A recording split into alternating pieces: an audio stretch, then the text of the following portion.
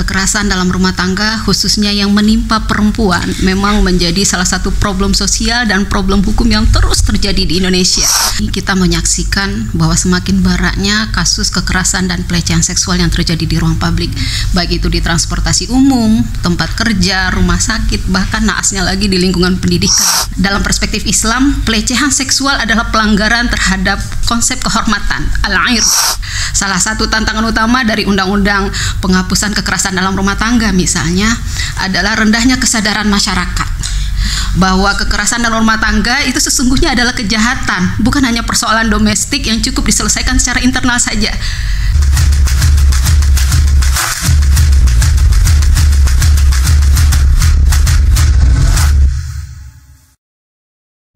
Assalamualaikum warahmatullahi wabarakatuh. Selamat datang di Siniar Dialektika, menggali ilmu mencari titik temu.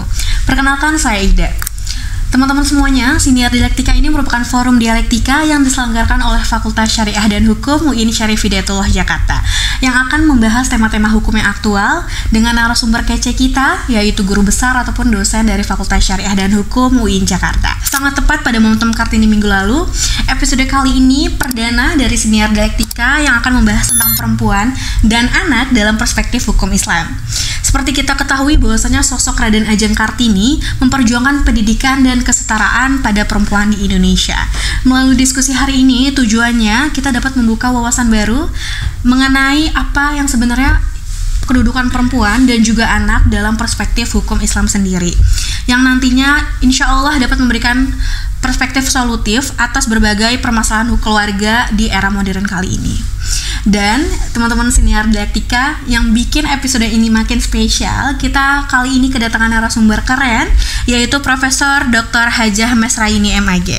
Beliau adalah guru besar hukum keluarga Islam Fakultas Syariah dan Hukum UIN Jakarta yang telah berdedikasi puluhan tahun dalam pengembangan kajian hukum Islam di tanah air. Beliau juga aktif menjadi mediator di Pengadilan Agama Jakarta Selatan. Selamat datang Prof di Siniar Dialektika. Terima kasih sudah berkenan untuk menjadi narasumber pada podcast kali ini. Apa kabar Prof? Kabar baik. Alhamdulillah baik-baik. Semoga sehat selalu ya Prof.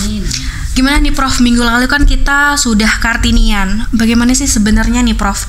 Kartini itu kan aspeknya adalah perempuan ya Prof ya. Nah sebenarnya dalam ajaran Islam ini Prof, kita kan sering sekali nih mendengar istilah sakinah, mawadah, warohmah dalam konsep pernikahan. Nah bagaimana sih sebenarnya Islam itu memandang dan mengatur hubungan relasi dari suami dan istri dalam pernikahan itu sendiri?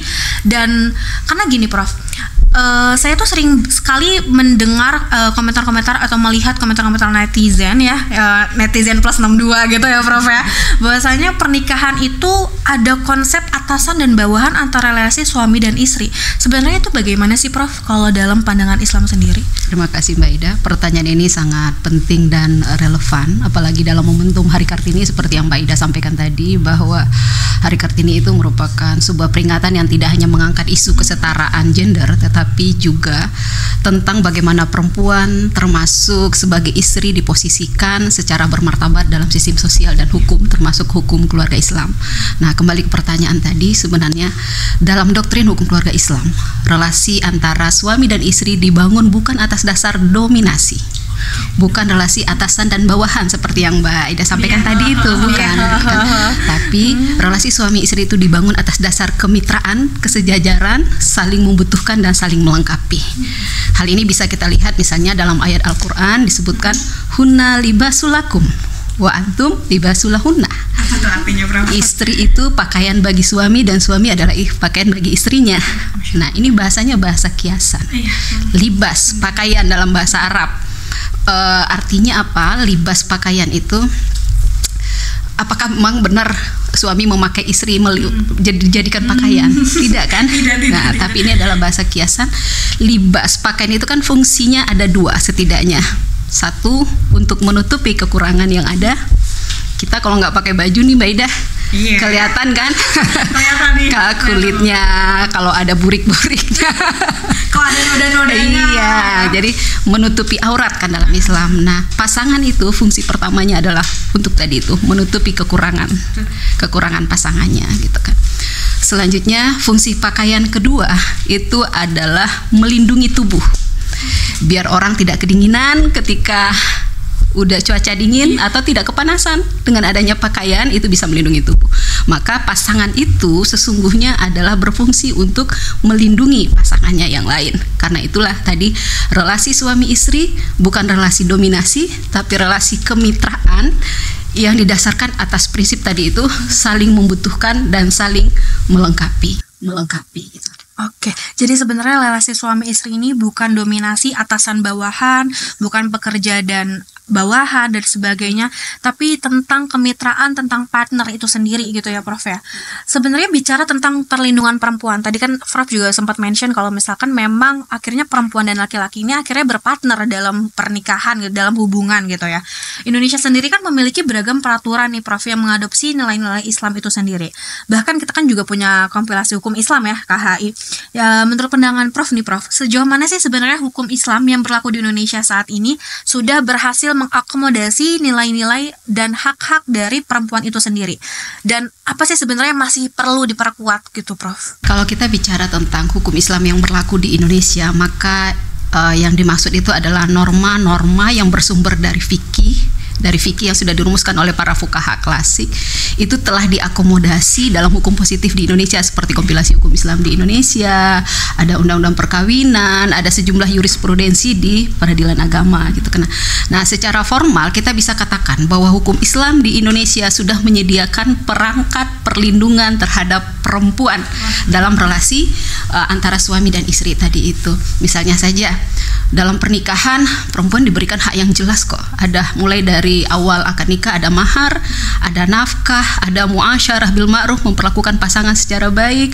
Bahkan ketika pernikahan tadi itu tidak mencapai pada tujuannya mewujudkan keluarga sakinah mawaddah warahmah, Islam memberikan hak kepada perempuan untuk mengakhiri perkawinan melalui cerai gugat.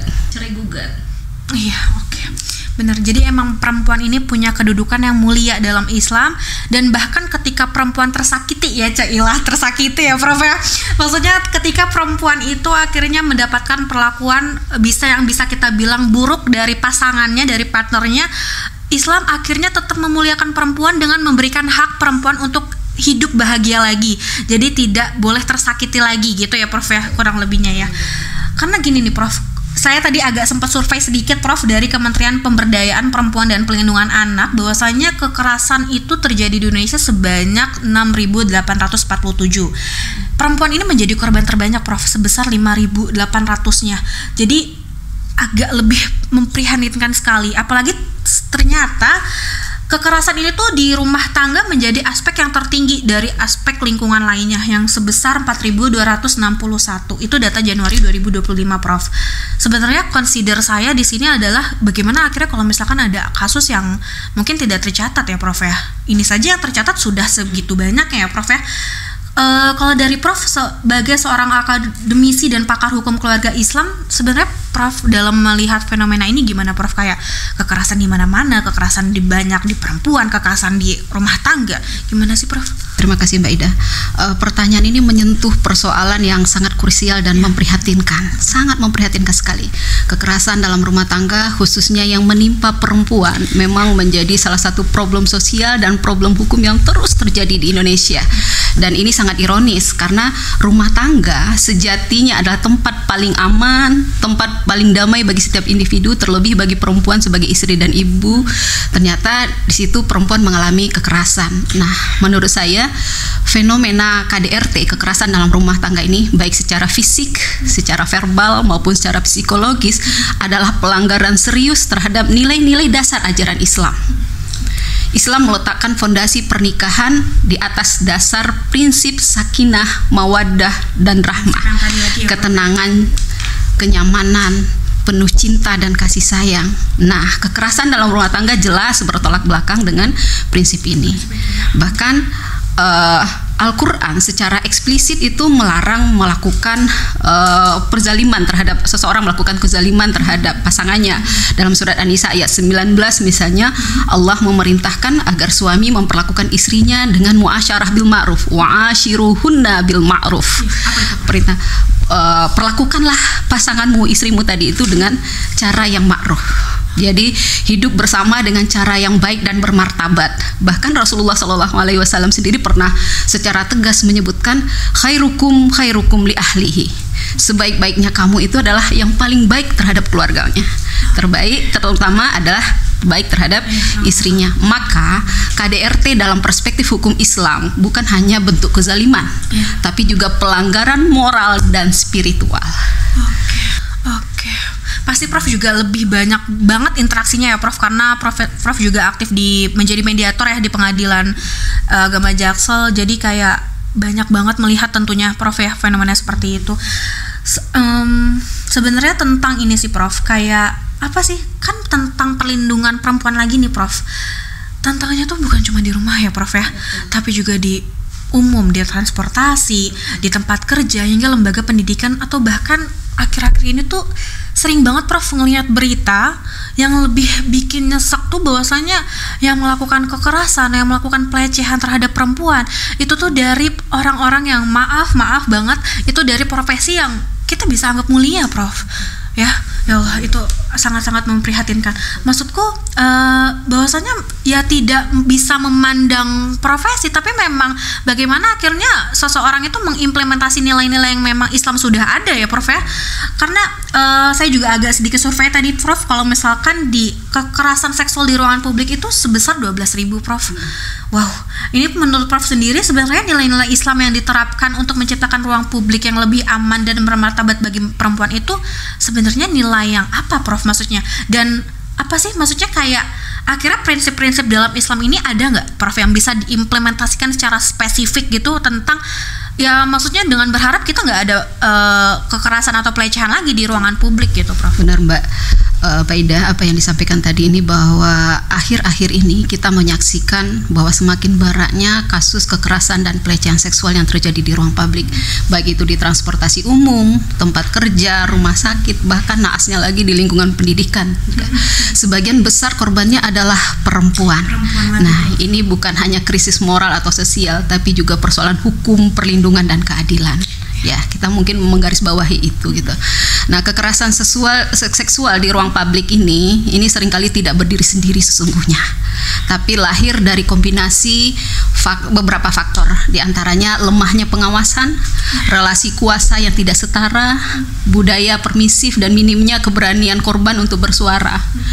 Nah, dalam konteks transportasi umum misalnya, banyak perempuan mengalami pelecehan fisik yang disamarkan dalam kerumunan. Di tempat kerja, pelecehan bisa terjadi dalam bentuk verbal, intimidasi, bahkan tekanan yang berkedok profesionalisme.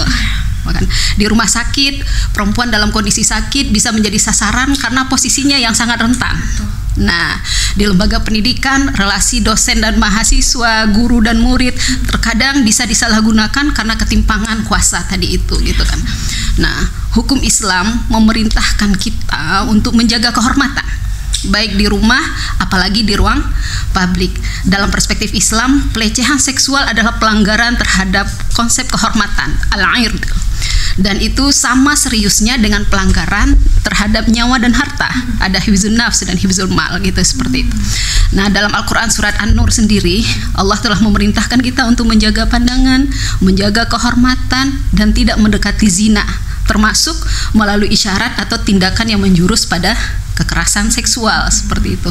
Islam tidak mentoleransi pelecehan dalam bentuk apapun, baik melalui pandangan, kata-kata, sentuhan, maupun yang lebih berat daripada itu.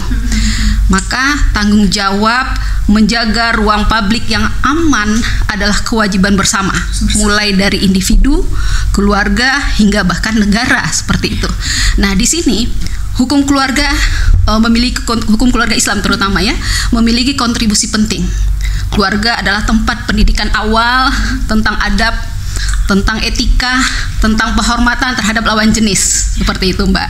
Jadi jika anak laki-laki dibesarkan dengan nilai-nilai Islam yang kuat, yakin dan percaya, ia akan tahu bagaimana memuliakan perempuan, bukan hanya urusan sosial saja, seperti itu. Tapi ia juga akan keimanan dia seperti tadi itu bisa membendung, menjaga supaya melakukan kegiatan-kegiatan yang mengarah ke pelecehan seksual tadi itu bisa terhindar gitu kan. Begitu pula perempuan yang tumbuh dalam lingkungan yang menanamkan kepercayaan diri dan adanya kesadaran hukum itu akan lebih berani melawan ketidakadilan seperti itu, Mbak. Nah, di momentum Hari Kartini ini kita diingatkan kembali bahwa perjuangan perempuan sesungguhnya tidak cukup hanya dengan akses pendidikan, Mbak. Betul. Tetapi juga dengan jaminan perlindungan di setiap ruang kehidupan. Perempuan berhak merasa aman di tempat kerja, merasa aman di kampus, merasa aman di kendaraan umum dan di semua ruang sosial. Seperti itu, Mbak. Oke, berkaitan dengan itu menarik, Prof. Tentang kekerasan itu sendiri sebenarnya kan kalau di Indonesia itu bahkan sejak 2004 ya, Prof, sudah ada undang-undang tentang penghapusan kekerasan dalam rumah tangga. Kalau tadi kita membicarakan tentang rumah tangga, dan baru-baru ini 2022 ada undang-undang TPKS juga. Dengan regulasi yang mungkin ya alhamdulillah sudah ada gitu ya, maksudnya Indonesia juga sudah menjamin lah, memberikan pengawasan dan memberikan controlling gitu ya. Tapi sebenarnya apakah regulasi ini akhirnya sudah berjalan efektifkah di lapangan atau gimana, Prof? Karena pada kenyataannya masih ada yang menyimpang dari regulasi-regulasi itu gitu.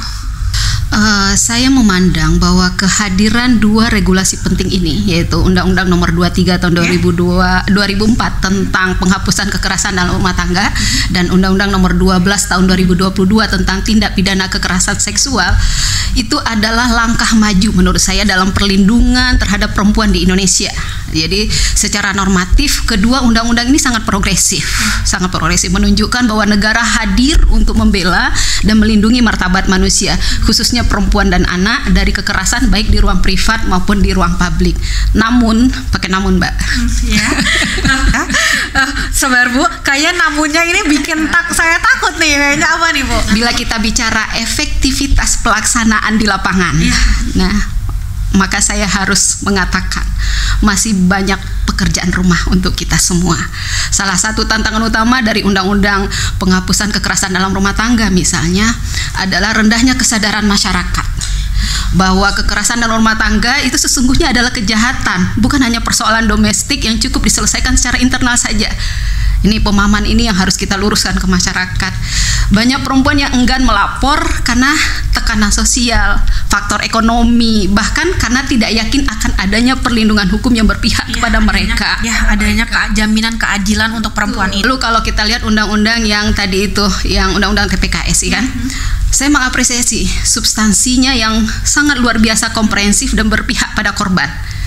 Undang-undang ini tidak hanya mengatur tentang jenis kekerasan seksual secara rinci, Mbak, tetapi juga memberikan hak rehabilitasi, hak restitusi, dan juga perlindungan jangka panjang bagi korban. Tapi lagi-lagi tapi ya, Prof ya, lagi-lagi tapi ya, teman-teman siniar. Gimana, Prof? Tantangan pada tataran implementasi. Gitu. Belum semua aparat penegak hukum memahami pendekatan berbasis korban. Undang-undang ini tidak hanya mengatur tidak berbasis korban tadi itu, pendampingan hukum masih sangat terbatas. Pendampingan hukum masih terbatas, pusat layanan terpadu belum merata di seluruh daerah, kemudian stigma terhadap korban masih sangat kuat di tengah masyarakat. Nah, oleh karena itu, Mbak, menurut saya efektivitas regulasi ini bukan hanya terletak pada teks hukum itu saja, tetapi pada upaya kolektif kita bersama bagaimana melakukan edukasi ke masyarakat, pelatihan aparat hukum, penguatan keluarga sebagai institusi pendidikan nilai, serta kolaborasi antar lembaga. Iya, lagi-lagi saya setuju lagi sama Prof. Apalagi sekarang tuh kita ada hashtag, Prof, no viral no justice. Bener ya teman-teman siniar, no viral no justice. Nah, berkaitan dengan itu sebenarnya tadi Prof juga sempat mention, Prof, kalau misalkan akhirnya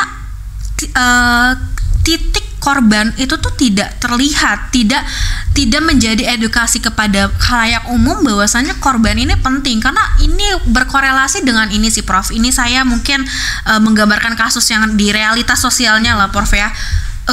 Perempuannya akhirnya disalahkan mulai dari pakaiannya, dimulai dari tata bicaranya, dan hal-hal lain yang konteksnya tuh dianggap tanda kutip genit, Prof. Ya, itu banyak sekali, Prof. Bahkan pakaian yang tertutup atau bicara yang tidak berlebihan itu tetap dianggap salah saja. Kalau misalkan sudah menjadi korban, itu sebenarnya lagi-lagi apa sih Prof yang salah selain dari ya mungkin kita balik lagi ke kesadaran. Cuman setidaknya apa sebenarnya yang bisa kita bangkitkan untuk tidak lagi seperti itu, Prof? Sebenarnya tadi itu berawal dari diri sendiri. Tadi itu penanaman etika moral yang ada dalam keluarga itu diterapkan dalam keseharian. Kemudian laki-laki atau perempuan seperti itu, bagi perempuan harus berani speak up ya jika memang menjadi korban seperti itu. Benar-benar berarti tapi jadi intinya adalah ke pengasuhan. Pondasinya lagi di keluarga ya Prof, dimana akhirnya relasi suami istri ini menghadirkan keluarga yang harmonis, dan keluarga harmonis ini akhirnya memberikan aspek-aspek moral kepada keturunan-keturunannya gitu ya Prof ya. Nah, berkaitan dengan ini tadi Prof juga sudah sempat membicarakan tentang pola pengasuhan anak sebenarnya di era digital ini gimana. Nah, sebenarnya mau lebih ditekankan lagi nih Prof, karena kan sebenarnya gini, tindakan-tindakan yang menjadi ancaman anak-anak zaman sekarang kan teknologi ya Prof ya, kita udah canggih banget gitu ya. Bahkan anak-anak yang mungkin kita bisa bilang belum memenuhi syarat untuk mengakses teknologi itu tuh akhirnya mau tidak mau hari ini saat ini tuh harus mengakses Prof ya, karena semua alat komunikasi adanya di situ. Bahkan kadang ya umur 5 tahun ke bawah akhirnya berkomunikasi dengan orang tuanya melalui teknologi itu sendiri. Sebenarnya menjadi bahaya di sini adalah bagaimana akhirnya teknologi itu tuh kan menghadirkan ancaman Prof. Kayak misalkan perjudian online, terus juga pornografi, atau bahkan yang lebih parahnya adalah tentang menjual beli pidana perdagangan orang. Betul, tindakan pidana perdagangan orang. Nah, bagaimana sih akhirnya Prof? Itu kan balik lagi ke kesadaran ya Prof ya. Tapi akhirnya gimana nih kalau misalkan dalam kacamata hukum keluarga Islam, itu pola pengasuhan anak yang dijalankan sekarang itu akhirnya gimana biar bisa tetap achievement hal-hal yang ya udah yang menjadi tantangan kita bisa tetap menjalankan dengan baik gitu Prof. Baik Mbak. Sedikit saya mengulas bahwa apa yang Mbak sampaikan tadi, bahwa saat ini dunia pengasuhan anak mengalami tantangan yang sangat kompleks. Kita hidup dalam era digital yang terbuka, tetapi juga itu berisiko. Anak-anak kita sangat mudah terpapar konten pornografi, praktik judi online, dan sebagainya. Nah, dalam perspektif hukum keluarga Islam, pengasuhan anak adalah bagian dari amanah besar yang diemban oleh kedua orang tua. Ingat loh Mbak, kedua orang tua, ayah dan ibu. Jadi yang bertanggung jawab, berarti yang bertanggung jawab mengasuh anak bukan hanya ibu saja, tetapi ayah dan ibu. Quran dalam surat At-Tahrim ayat 6 jelas menyebutkan, qu anfusakum wa ahlikum naro, jagalah dirimu dan keluargamu dari api neraka. Ini perintah yang mengandung makna ada perlindungan terhadap keluarga, ada pendidikan terhadap keluarga, dan pengasuhan yang utuh terhadap anggota keluarga tadi itu, baik spiritual, intelektual maupun moral. Itu diamanahkan ke siapa?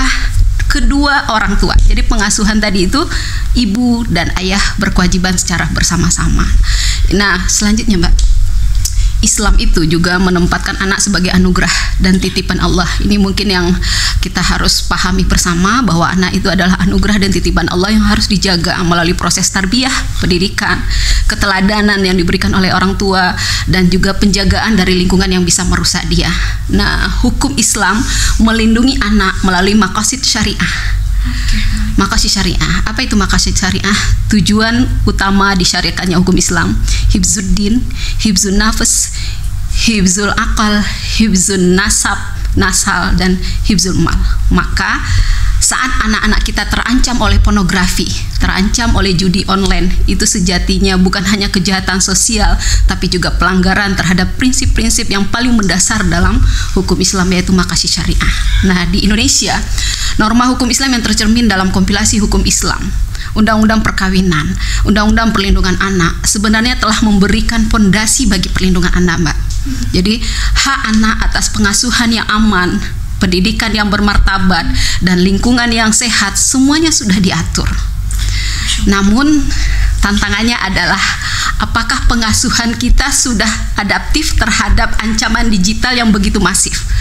Nah, maka pengasuhan anak hari ini tidak cukup hanya dengan memberikan nafkah dan hanya menyekolahkan semata. Orang tua harus menjadi pelindung digital. Jadi orang tua harus menjadi pelindung digital, menjadi filter dan pengarah. Di sini peran ayah dan peran ibu sangat penting, sebagaimana diperjuangkan oleh Ibu Kartini, karena ini peringatan Hari Kartini ya.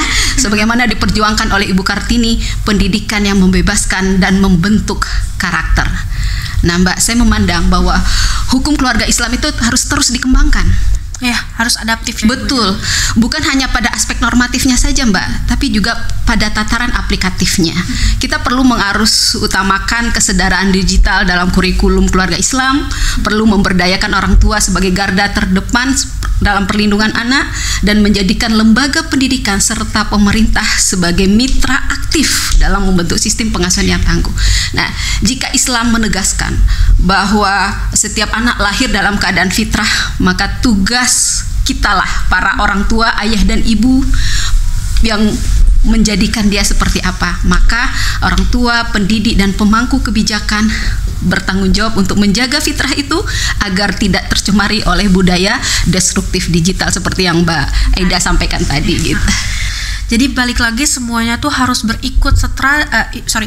Jadi balik lagi semuanya itu harus ikut serta dalam tatanan-tatanan yang akhirnya ingin memperbaiki perempuan, anak, dan kondisi rumah tangga di era digital ini ya. Sebenarnya ada lagi nih Prof, satu fenomena yang mungkin cukup mengejutkan belakangan ini ya. Bahwasanya ada kasus bunuh diri Prof yang melibatkan satu keluarga Prof. Maksudku kayak waduh, bikin napas panjang ya Pak Prof ya. Berat banget nih nafas jadinya Prof. Karena gini Prof, maksudku akhirnya apa yang menyebabkan itu terjadi gitu. Sebagai seseorang yang mungkin Prof lebih mendalami nilai-nilai Islam itu sendiri, akhirnya tuh balik lagi akhirnya gimana hukum Islam tuh mengelola gimana tragedi itu akhirnya tidak terjadi lagi. Karena wah sungguh memprihatinkan satu keluarga ya Prof ya. Ya. Betul Mbak. Saya kira ketika kita berbicara tentang fenomena tragis seperti bunuh diri dalam lingkup keluarga, terlebih ketika melibatkan satu keluarga secara sekaligus, maka kita sesungguhnya sedang berhadapan bukan hanya dengan persoalan individu Mbak, tapi juga berhadapan dengan krisis multidimensi, krisis ekonomi, sosial, spiritual, dan tentu saja keluarga gitu. Nah, dalam pandangan hukum Islam, bunuh diri adalah tindakan yang secara tegas diharamkan. Quran surat An-Nisa ayat 29 jelas menyebutkan wala taqtulu anfusakum, janganlah kamu membunuh dirimu sendiri. Bahkan Nabi SAW pernah mengingatkan Mbak, siapapun yang membunuh dirinya sendiri maka dia nanti akan disisa dengan alat yang dia gunakan itu di neraka. Nauzubillahi min zalik gitu kan. Ini menunjukkan bahwa persoalan bunuh diri dalam Islam bukan hanya pelanggaran terhadap diri sendiri, tapi juga terhadap nilai-nilai kehidupan yang sudah ditetapkan oleh Allah. Tapi Mbak, kita tentu tidak bisa berhenti di situ. Kita harus bertanya, mengapa ini sampai terjadi? Mengapa ada keluarga yang merasa tidak punya pilihan selain mengakhiri hidup? Disinilah hukum keluarga Islam perlu hadir, bukan hanya sebagai pengatur hukum perkawinan, perceraian atau warisan saja, semata itu saja, tetapi sebagai sistem nilai dan perlindungan sosial. Saya melihat bahwa krisis seperti ini umumnya lahir dari kombinasi Mbak, tekanan ekonomi seperti utang, disfungsi relasi suami istri gitu kan, hilangnya komunikasi dalam keluarga, dan rendahnya ketahanan spiritual tentu gitu.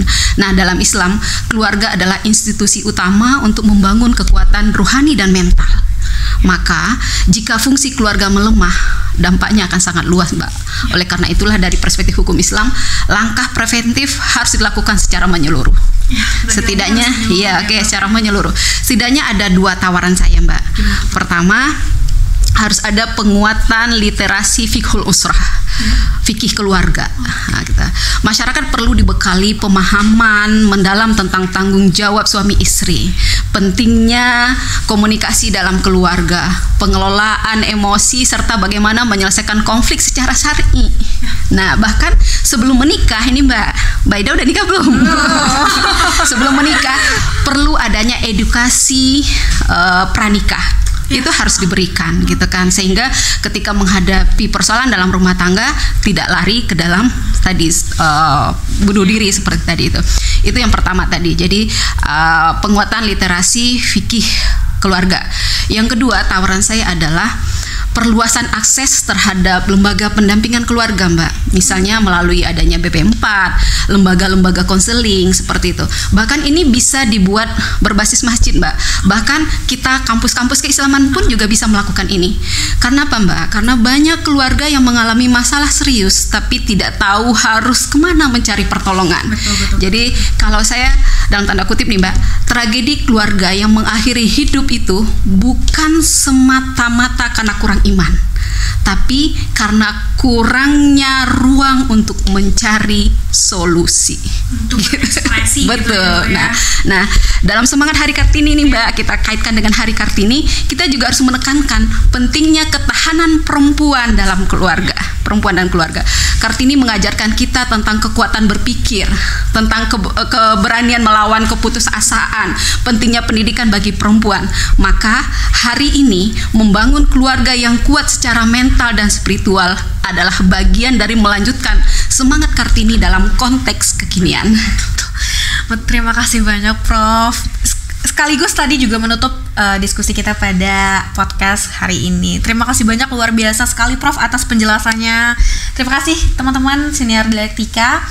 Prof juga terima kasih banyak.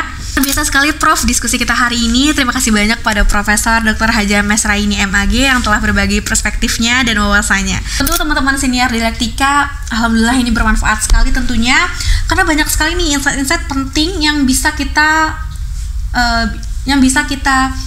catat, yang bisa kita ingat terus. Bahwasanya yang pertama tentang tadi konsep sakinah, mawadah dan warohmah. Bahwasanya Islam ini sejatinya menekankan kesetaraan dan saling menghormati. Jadi tidak ada tuh atasan dan bawahan, tapi partner ya Prof ya. Aktivitas dari diskusi kita kali ini tentunya banyak sekali nih insight-insight penting yang bisa kita catat dan tentunya kita ingat terus dan implementasi dalam kehidupan sehari-hari.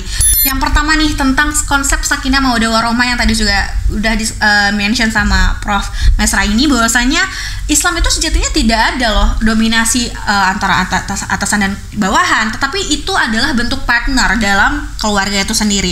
Yang kedua adalah tentang perlindungan perempuan dan anak yang sebenarnya membutuhkan sinergi antara penegakan hukum yang efektif dan penguatan nilai-nilai agama itu sendiri. Dan yang terakhir tentunya Islam ini lagi-lagi memberikan solusi dalam perkembangan zaman. Jadi bagaimana zamannya, insya Allah Islam akan menghadirkan berbagai solusi yang adaptif gitu ya dalam menghadapi tantangan di era yang akan datang. Teman-teman senior dialektika, terima kasih sudah menonton hingga akhir. Semoga diskusi ini bermanfaat dan dapat diimplementasikan dalam kehidupan sehari-hari. Jika masih punya pertanyaan dan ataupun saran tema-tema lainnya, jangan lupa untuk kirim pesan kepada media sosial Fakultas Syariah dan Hukum. Dan jangan lewatkan episode-episode selanjutnya dari senior dialektika. Menggali ilmu, mencari titik temu. Saya Ida, pamit undur diri. Wassalamualaikum warahmatullahi wabarakatuh.